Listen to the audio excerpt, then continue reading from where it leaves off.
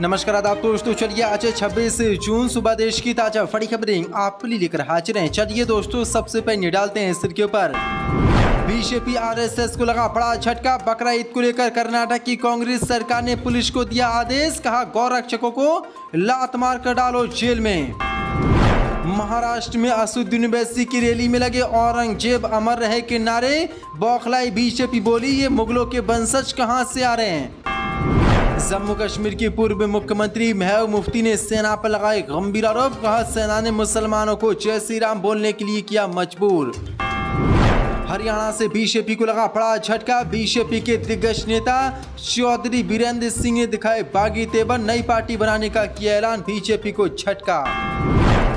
Emergency पर अखिलेश यादव ने भाजपा पर साधा निशाना, कहा आज भी लागू है आपातकाल, आप बोलोगे तो हो जाएगी कार्रवाई। मणिपुर में शांति के लिए जंतर मंतर पर सैकड़ों लोगों का जोरदार प्रदर्शन, कहा सशक्त भीड़ आए दिन करती है शासन। मोदी सरकार के एनडीए से मुकाबला करने को लेकर विपक्ष तैयार करेगा नया मोर्चा, जिसका नाम होगा पीडीए। भाजपा की बड़ी मुश्किल है। तो दोस्तों, सभी खबरों को एक एक कर विस्तार से आपको बताने वाले हैं। वीडियो को दिल से लाइक कर चैनल को सब्सक्राइब जरूर कर लें। इसी के साथ पहली फड़ी कीमत कैलकुलेशन। बकरा ईद को लेकर कर्नाटक की कांग्रेस सरकार ने पुलिस को दिया आदेश, कहा गौरक्षकों को लात मारकर जेल में डालो। बीजेपी आरएसएस को तगड़ा झटका। दरअसल आपको बता दें, कांग्रेस के राष्ट्रीय अध्यक्ष मल्लिकार्जुन खड़गे के बेटे और कर्नाटक की सिद्धरामैया सरकार में कैबिनेट मंत्री प्रियांक खड़गे ने बकरा ईद से पहले गौरक्षकों और बजरंग दल के सदस्यों को जेल में डालने के पुलिस को निर्देश दिए हैं। प्रियांक खड़गे ने कर्नाटक के कलबुर्गी जिले में पुलिस अधिकारियों के साथ बकरा ईद से पहले एक मीटिंग की। इस मीटिंग के दौरान उन्होंने बजरंग दल को धमकी देते हुए कहा कि जो लोग शॉल ओढ़कर कानून अपने हाथ में लेते हैं और कहते हैं कि वे इन दलों से हैं, उन्हें लात मारकर जेल में डाल दीजिए। यदि कोई स्वघोषित नेता है और सांप्रदायिक मुद्दों के नाम पर जहर उगलता है तो उसके खिलाफ एक्शन होना चाहिए। मैं अनावश्यक सांप्रदायिक दंगे नहीं चाहता। उन्होंने कहा कि जानवरों को लाने और ले जाने के लेकर कानून बेहद स्पष्ट है। यदि किसी मुसलमान के पास पर्याप्त कागजात हैं तो उसे परेशान नहीं किया जाए, चाहे फिर वह ग्रामीण क्षेत्रों में हो या शहर की सीमा के अंदर। जो बड़ी अपडेट निकल के सामने, कर्नाटक की कांग्रेस सरकार ने बकरा ईद को लेकर मुसलमानों को खुली छूट दे दी और पुलिस को आदेश जारी किए कि अगर कोई बजरंग दल का नेता या गौरक्षक किसी भी मुसलमान को परेशान करे तो उसको लात मारकर जेल में डाल दो।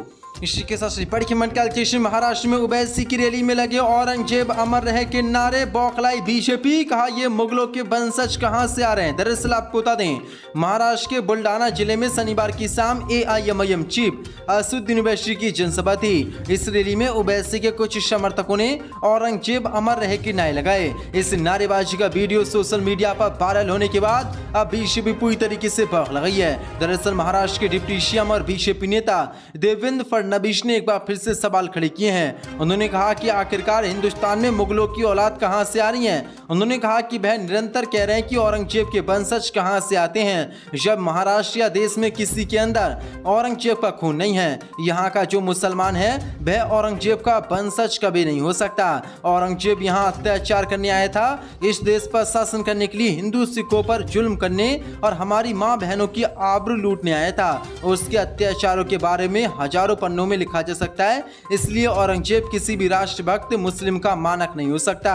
उन्होंने कहा कि ये औरंगजेब की औलादें हैं, मगर पता नहीं चला कि लगातार कहां से आ रही है, इनके पीछे कौन है और इनकी मंशा क्या है, महाराष्ट्र में ये क्या करने की इच्छा रखते हैं। जो बड़ी अपडेट है, पूरी तरीके से अब भाजपा बौखला चुकी है। इसी के साथ बड़ी कीमत कैलकुलेशन। जम्मू कश्मीर के पूर्व सीएम महबूब मुफ्ती का बड़ा आरोप, कहा सेना ने मुसलमानों को जय श्री राम बोलने के लिए किया मजबूर। दरअसल आपको बता दें, जम्मू कश्मीर के पूर्व मुख्यमंत्री महबूब मुफ्ती ने आज भारतीय सेना के जवानों पर गंभीर आरोप लगाया है। उन्होंने कहा कि सेना के जवानों ने पुलवामा जिले में एक मस्जिद में घुसकर मुसलमानों को जय श्री राम बोलने के लिए मजबूर किया। पूर्व मुख्यमंत्री द्वारा लगाए गए गंभीर आरोपों के बारे में सेना की ओर से अभी तक कोई बयान सामने नहीं आया है। महबूब मुफ्ती ने सोशल मीडिया पर इसे उकसाने की कार्रवाई करार दिया। उन्होंने कहा कि 50 आरआर के जवानों द्वारा पुलवामा की एक मस्जिद में घुसकर मुसलमानों को जय श्री राम का नारा लगाने के लिए मजबूर करने की खबर सुनकर स्तंभों। जब अमित शाह यहाँ हैं और वह भी यात्रा से पहले ऐसा कदम केवल उकसाने की कार्रवाई है। उन्होंने श्रीनगर स्थित चिनार कोर के जनरल ऑफिसर कमांडेंट से तुरंत जांच करने का भी अनुरोध किया है। जम्मू कश्मीर में अपनी पार्टी के अध्यक्ष अल्ताफ बुखारी ने कहा कि इस तरह के कार्य संभावित रूप से जम्मू कश्मीर में व्याप्त शांतिपूर्ण माहौल को खराब कर सकते हैं। इसलिए अब उन्होंने मोदी सरकार से आग्रह किया है कि इस घटना की सर्वोच्च प्राथमिकता से जांच की जाए और जो भी इस कार्य में शामिल हो उस पर कड़ी कार्रवाई की जाए। जो बड़ी अपडेट है इसी के साथ बड़ी कीमत कैलकुलेशन। हरियाणा चुनाव से पहले बीजेपी को बड़ा झटका। बीजेपी नेता वीरेंद्र चौधरी ने दिखाए बागी तेवर, भाजपा के खिलाफ ही नई पार्टी बनाने का किया ऐलान। दरअसल आपको बता दें, देश में अगले साल पहले लोकसभा के चुनाव होंगे, उसके बाद फिर हरियाणा में विधानसभा चुनाव होंगे, लेकिन इससे पहले ही भाजपा को आज बड़ा झटका लगा है। दरअसल आपको बता दें, बीजेपी के दिग्गज नेता और पूर्व केंद्रीय मंत्री चौधरी वीरेंद्र सिंह ने अपनी पार्टी खिलाफ मोर्चा खोल दिया है। पूर्व केंद्रीय मंत्री चौधरी वीरेंद्र सिंह शनिवार को सोनीपत के सेक्टर 14 स्थित अग्रसेन भवन में अपने कार्यकर्ताओं के साथ मुलाकात करने पहुंचे थे। इस दौरान वीरेंद्र सिंह ने संकेत दिया कि वो जींद में 2 अक्टूबर को होने वाली रैली में अपनी नई पार्टी का ऐलान कर सकते हैं। चौधरी वीरेंद्र सिंह ने कई मुद्दों को लेकर हरियाणा की भाजपा सरकार पर जमकर में बोला। उन्होंने कहा कि प्रदेश में क्राइम का ग्राफ लगातार बढ़ता जा रहा है। बेरोजगार युवा अपनी जमीनों को बेचकर विदेश भाग रहे हैं, चाहे उन्हें गलत ढंग से विदेश जाने का मौका मिले वह चूक नहीं रहे।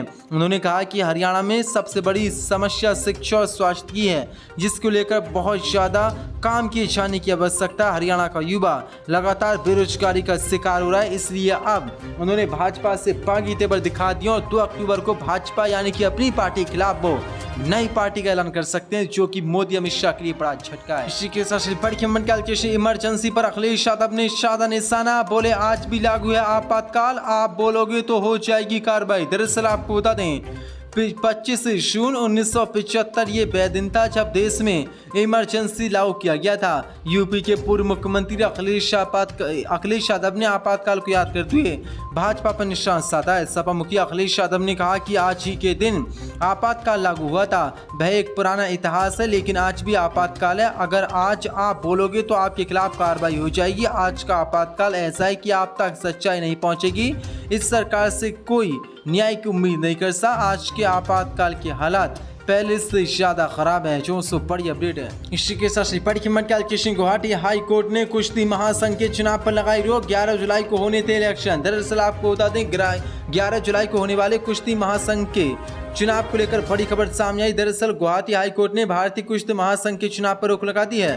गुवाहाटी उच्च न्यायालय ने रविवार को असम कुश्ती संघ द्वारा दायर एक याचिका पर सुनवाई करते हुए 11 जुलाई को होने वाले WUI के चुनाव पर रोक लगाने का फैसला सुनाया है। असम कुश्ती संघ की मांग पर कोर्ट ने ये रोक लगाई है। असम कुश्ती संघ ने भारतीय ओलंपिक संघ और समिति और खेल मंत्रालय के खिलाफ अपनी याचिका दायर की, जिसमें कहा कि वह WUFI का संबंध सदस्य बनने का हकदार है। याचिका में बताया गया कि 5 नवंबर 2014 को गोंडा में WUIF की जनरल काउंसिलिंग में तत्कालीन WIF कार्यकारी समिति द्वारा की गई सिफारिश के बावजूद इसे मंजूरी नहीं दी गई। लेकिन बड़ी अपडेट है अब इस पर चुनाव पर बड़ी कीमत कैलकुलेशन। मोदी सरकार से मुकाबला करने को लेकर विपक्ष तैयार करेगा नया मोर्चा, जिसका नाम होगा PDA। भाजपा की बड़ी मुश्किलें। दरअसल आपको बता दें, यूपीए की सूरत बदलने वाली है।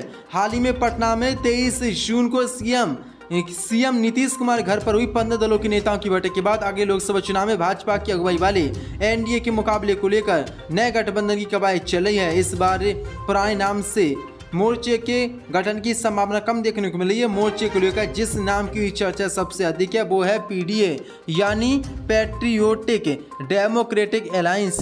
CPI ने एक प्रेस नोट के जरिए इस नाम का पहले ही ऐलान कर दिया है। हालांकि नाम पर आखिरी मोहर अगले माह प्रस्तावित विपक्षी एकता की दूसरी बैठक में लगने वाली है।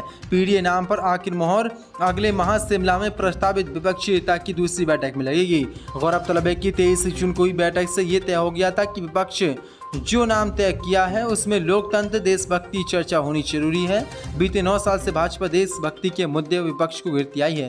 विपक्ष का कहना है कि इससे लोकतंत्र पर खतरा मंडराएगा। ऐसे विपक्ष ने अपना नाम मोर्चा देशभक्ति से जोड़कर तैयार किया है, जिसका नाम PDA यानी कि पैट्रियोटिक डेमोक्रेटिक अलायंस इसे उपयुक्त माना जा रहा है। इसी के साथ बड़ी मंडल कृष्ण मणिपुर में शांति के लिए जंतर मंतर पर सैकड़ों लोगों का विरोध प्रदर्शन। कहा सशक्त भीड़ आए दिन करती है शासन। दरअसल आपको बता दें, हिंसा प्रभावित मणिपुर में शांति बहाली की मांग को लेकर 40 संगठनों के एक समूह ने शनिवार को दिल्ली के जंतर मंतर पर शांतिपूर्ण विरोध प्रदर्शन किया।